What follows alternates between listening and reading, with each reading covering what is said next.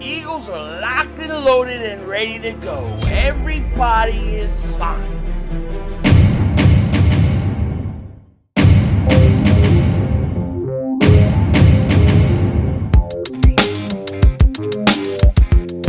Dallas still stinks. But the way I kick Dingbat here, I couldn't ask for a more perfect start to camp and getting ready to report because the Eagles, they're locked in. We're locked, we're loaded, we're ready to go. Everybody signed, and the Dallas Cowboys got Jerry Jones at 15,001 years old is throwing everybody under the bus. 15,002 years old, the guy still can do a press conference at 15,003 years old. It's absolutely crazy. So what I'm saying to you, what I'm trying to say to you right now is this. Breaking news, breaking mother humping news. The Eagles, as we said would happen, have signed safety Andrew Mukuba, and the Eagles 2025 draft class is all signed and under contract. And we talked about this the other day, and we said that the second round picks were all starting to fall into place now, and we thought 24 to 48 hours he would be signed, and guess what? He is signed. So everybody is signed headed into camp tomorrow because look, Eagles report, and this isn't going to be a super long video and things like that. I got crazy things going on. Today and tomorrow are really, really busy because why? Because I have to have free time to come and do all these videos we're going to have to do while we're at training camp as practices start. But I did want to jump on here and talk a little bit about a few things. First thing, Mukuba signs. To me, that's great. Everybody signed. Now the question's going to be is how ready is this kid? Can this kid come in? Can he win the starting job in preseason? I think, really, I think the best case scenario for the Eagles is for him to win the job. If he does, I think we're in good shape. Now, if he struggles, will Sidney Brown play that good, or will they go out and bring in a Justin Simmons or something like that? It's going to really depend on this kid. He was at the OTAs. He did all those kind of things. He's not missing any time. But he's locked, he's loaded, he's ready to go. And from all the comparisons that I have seen about this kid, he gets compared to C.J. Gardner-Johnson a lot. And I think that's what the Eagles liked about him. And so, yeah, he is one of my main guys to watch this series, this training camp. No doubt about it. Safety, corner, right guard spot. I mean, those are all going to be very, very interesting battles. No doubt about it. But, we've got guys like Mukuba. He needs to go win a starting job.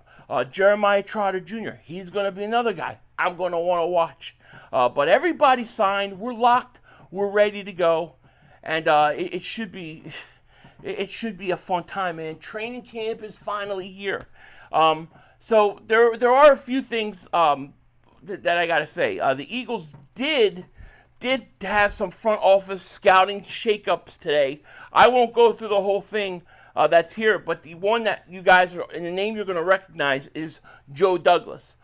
Joe Douglas officially was titled as Senior Personnel Director and Advisor to the GM. So, advising Howie Roseman, they've worked well together. I have no problem, no issue with this. We'll see how long. We'll see how long he actually stays within this organization. But they shaked up the scouting department, and I'm okay with it. I trust Howie. I mean, the way that we have drafted the last 4 years, I think we'll be okay, all right? I think we'll be okay.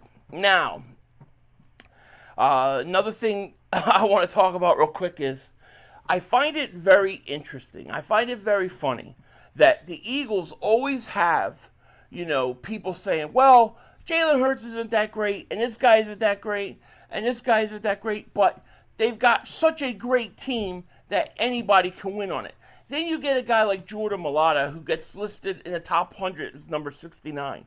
Like, how can we not have guys on the top 100? How can we not have guys at the as best in their position? How can that be And then yet at the same time, we still have some super unbelievable, ridiculous team that hasn't been around in 30 years. I don't know how you can do both, okay? Jordan Mailata was put as top one in the NFL's top 100 as 69, which is absolutely ridiculous. And it's why I don't pay attention to it much. I assume Barkley's going to end up being number one on this list, by the way. And if he doesn't, it's kind of a crime. But it is what it is, okay? But the Eagles, we've got the players that never get the credit that they deserve. We got the front office that has drafted well, that has everybody signed, and this team's coming in after getting their Super Bowl rings, and they're hungry. They're ready to go. Okay. Meanwhile, if you look at the Dallas Cowboys, right? Did you see what's going on in Dallas? Jerry Jones is just destroying that whole team. He's out there complaining and crying. Listen to Jerry Jones talk about how signing Micah Parsons, and if it will even matter, because he may miss games anyways. Listen to this. Just because we sign him doesn't mean we're going to have him. He was hurt 6 games last year. Seriously. We've signed, I remember signing a player for the highest paid at the position in the league, and he got knocked out 2/3 of the year, Dak Prescott. So there's a lot of things you can think about when you, just as the player does, when you're thinking about committing and guaranteeing money. That's Jerry Jones, owner, talking about Micah Parsons. He could miss games. That's the sound. That's the speech. That's the talk. That's going to be the response video later by Mark Holmes. That's the sound losers make. That's what they sound like. Already making excuses before you even sign a guy. Letting your quarterback off the hook because he got injured. That's the sound of losers. Jerry Jones, 15,000, 4 years old, ain't taking no prisoners.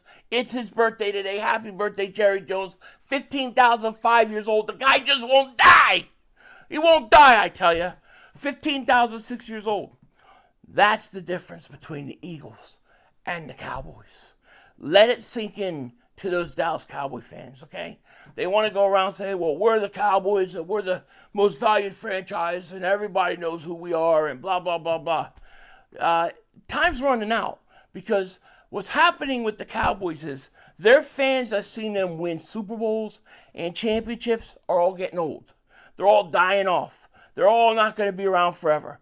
And the young guys that are coming up right now, never seen their team get out of the second round of the playoffs. If they've even seen them in the second round of the playoffs, they can't get to the championship game, can't get to the Super Bowl, and yet they think that they have to be held to some high standard. Dak Prescott 9-4 against the Eagles. Yeah, but he's what 2-1 versus Hurts. They never play each other.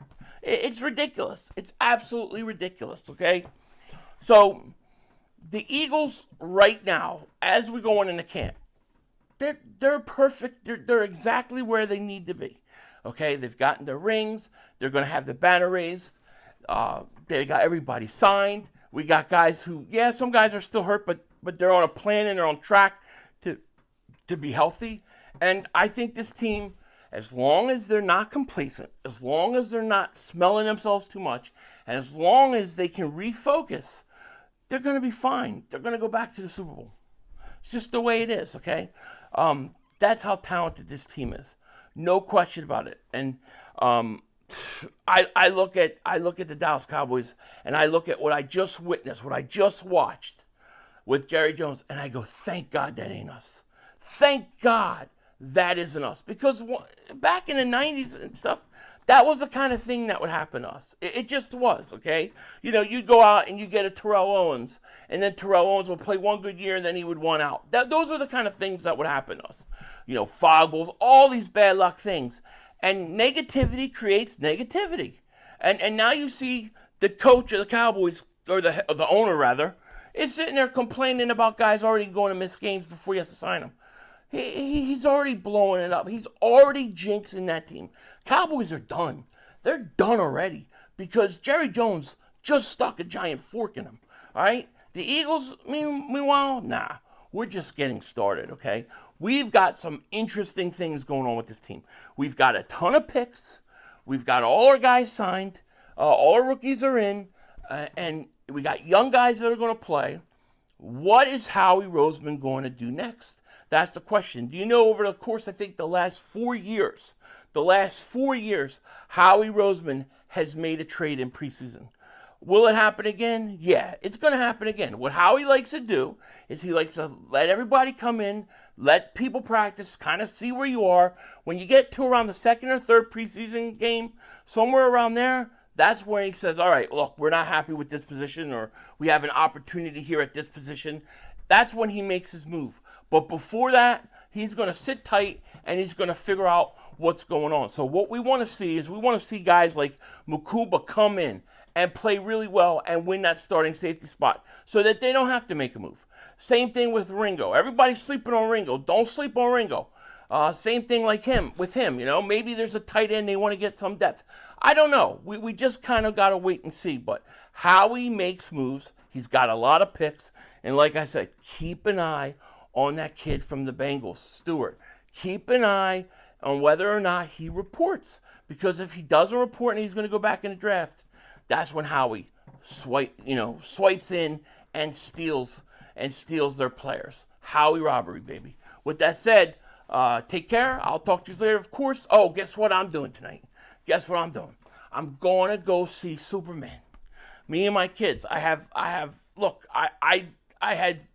bad feelings about the trailer, but hearing all these reviews and stuff, I started to feel good about it until last night when something happened. I'll tell you about that later. With that said, take care. Talk to you later. Of course, don't be a dingbat. Remember, it's Howie Vision, baby. We're all just living in it.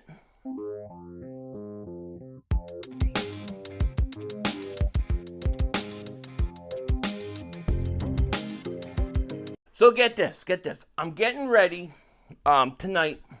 I'm going to take my kids to see Superman. They want to go see Superman. I'm like, okay, let's go see him. Now, I didn't like the trailers, okay, from what I saw. It gave me a bad feeling, but I saw a lot of reviews where people were like, it was good, it was really, really good. So I got a lot of hope going into it, okay? The only thing that concerns me, and I think it's starting to become a problem, is this. And I got to tell you what happened. Yesterday, my kids want to watch the latest Karate Kid Legends, okay? So I'm like, I didn't really want to watch it. But I'm like, all right, let me look at Rotten Tomatoes. So I go on Rotten Tomatoes to look and see what the score is. I don't look at the critics' scores. I always look at the audience scores. That I go on. It's like 91%. I said, oh, damn, must be pretty good. That movie stinks. It stinks. And I could not believe that I watched this movie that has a 91% review and it stinks. And then I'm like, let me go check some of these people that are saying Superman's good. And let me see what they think about the Karate Kid. And so I go in there and they're like, it was pretty good. It was good. I'm thinking, what are these people watching here? So now I got to be honest. I'm a little bit concerned that maybe I can't trust these reviews anymore. We're going to find out in a few hours, and I will tell you tomorrow how I feel. Denzel Washington out. That's all, folks. The brother screwed us.